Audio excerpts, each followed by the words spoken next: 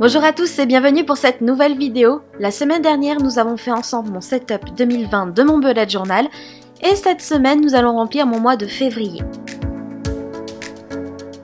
On commence par un petit rappel de ce qui a été fait dans la vidéo précédente car j'ai fait 2 ou 3 modifications et je pense que ça peut être intéressant de les souligner. Sur la page de garde, j'ai ajouté 2020 qui n'a pas été fait dans l'autre vidéo parce que j'ai juste oublié. Et comme on voyait un peu ce qu'il y avait dans la page d'en dessous, à savoir la page de souvenirs, je me suis dit que il fallait un petit peu rattraper le coup. Du coup, j'ai continué le cadre de la page de souvenirs sur ma page de garde afin que ça se fonde un petit peu mieux ensemble. Étant donné que j'avais mis le mot souvenir au milieu de ma page, j'ai décidé de le mettre sur le côté, caché sous la découpe. Et comme ça, en regardant la page de garde de cette manière, ça fait un petit peu plus harmonieux. On a ensuite ma page de but à atteindre que j'ai simplement remplie. On a aussi ma page de wishlist et mes cadeaux que j'ai aussi commencé à remplir. J'ai aussi rajouté une page d'idées de vidéos pour la chaîne en reprenant le style minimaliste et graphique de la page d'à côté. Et ensuite on a mon futur log tout à la fin.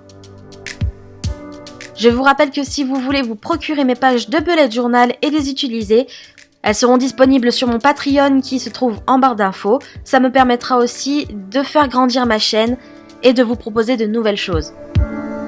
Maintenant, on va passer à mon premier mois de l'année, à savoir février. Pour mon organisation, j'ai choisi quelques pages. Mon mood tracker pour avoir une vision mensuelle de mon état de santé mentale. Un calendrier mensuel dans lequel je vais pouvoir mettre mes dates importantes, les vidéos que j'ai à faire, etc. Mon agenda semainier avec mes buts à atteindre par semaine. Et une page de notes ou de pense-bête. Je vous rappelle que ces pages sont choisies par rapport à mes besoins. Si vous avez d'autres besoins et d'autres pages à intégrer, n'hésitez pas à le faire. Il faut savoir que j'habite en Provence-Alpes-Côte d'Azur, du coup, je suis pas très loin de la ville du citron qui est Menton, qui fête sa fête des citrons en février. Mais il faut aussi savoir que je vis dans le village où se trouvent les cultures de mimosa et d'eucalyptus, qui sont aussi des plantes que l'on retrouve en février. Donc on restera aujourd'hui dans du noir, du vert et du jaune. J'ai donc commencé pour ma page de garde à faire un F avec un effet de calligraphie.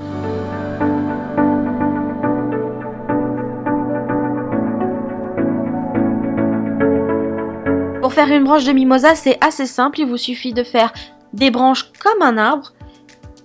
Pour les feuilles, il vous suffit de faire des petits traits tout autour de cette branche. Et pour le mimosa, on fait plein de points jaunes, plein de points jaunes, qui forment des petites grappes.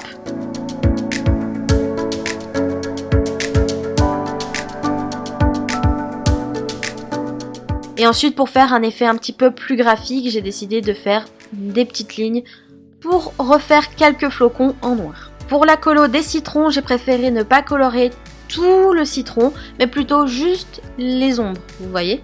Et ça fait un petit effet que j'aime beaucoup.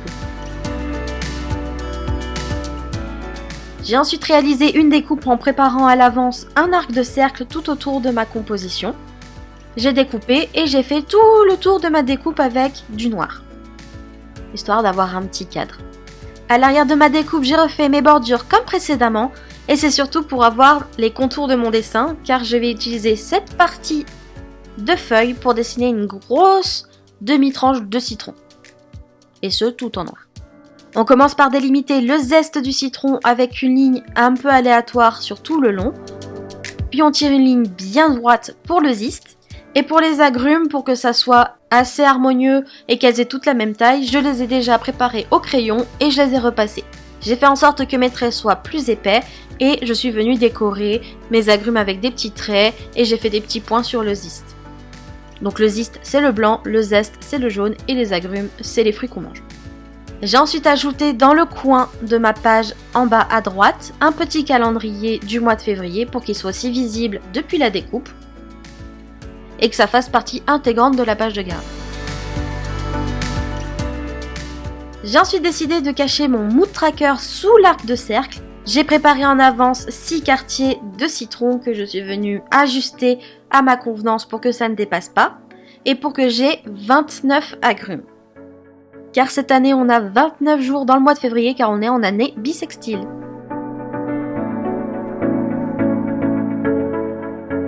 J'ai ensuite décoré 2 feuilles de citron, 2 mimosas. Donc j'ai fait en sorte que la composition soit bien harmonieuse depuis la page de garde. Et après la technique est toujours la même.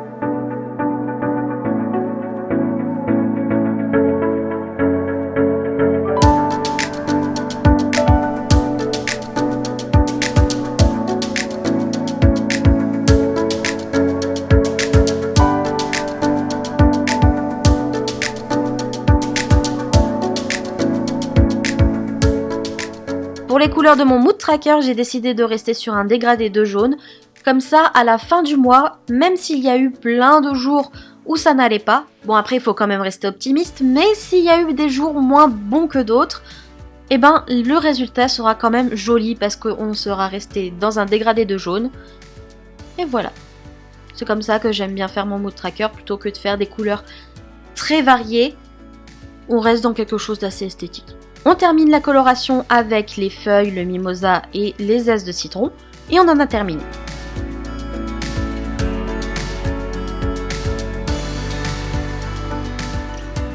On passe ensuite au calendrier mensuel. Vu que je prépare tout au crayon, j'avoue que c'est un petit peu étrange que je commence par la décoration, mais commencez par le tableau si vous ne le faites pas en avance.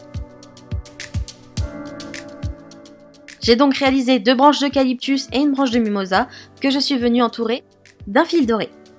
J'ai ensuite refait des citrons dans un autre coin de ma page et j'en suis venue au tableau.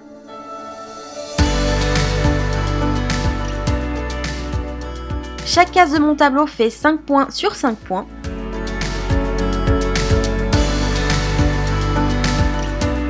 Et j'ai également fait des points noirs pour y mettre les numéros de mes jours.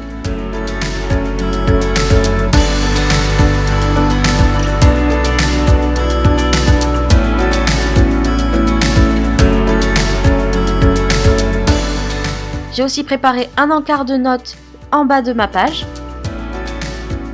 Pour finir cette page, j'ai barré les cases en trop pour ne garder que les 29 jours du mois en faisant attention de commencer par le bon jour, à savoir samedi. Et j'ai ensuite écrit chaque numéro au stylo blanc. Du coup, je l'ai fait après parce qu'il faut attendre que le noir soit bien sec en dessous avant d'utiliser le blanc.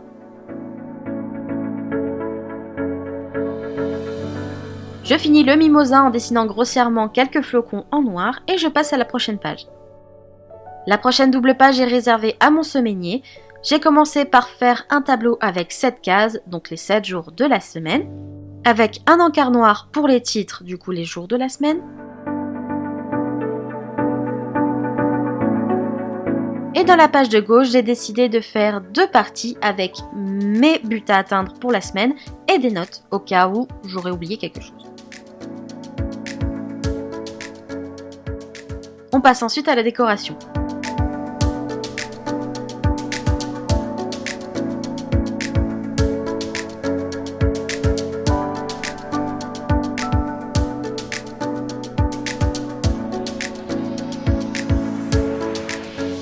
Et là, vu que mon quartier de citron a été pas très bien fait, j'ai décidé de faire une petite bulle noire dans laquelle je suis venue inscrire le mot Hope.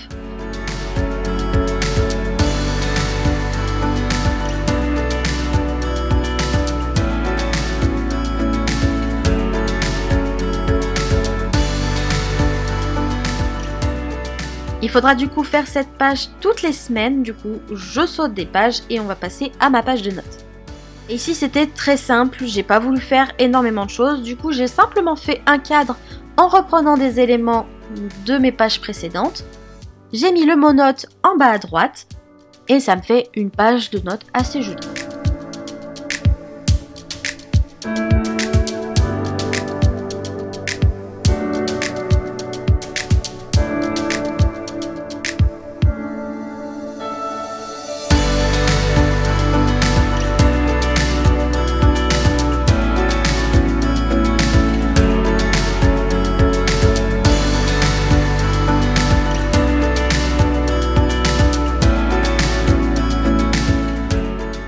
On colorie, on décore et on en a terminé avec ce mois.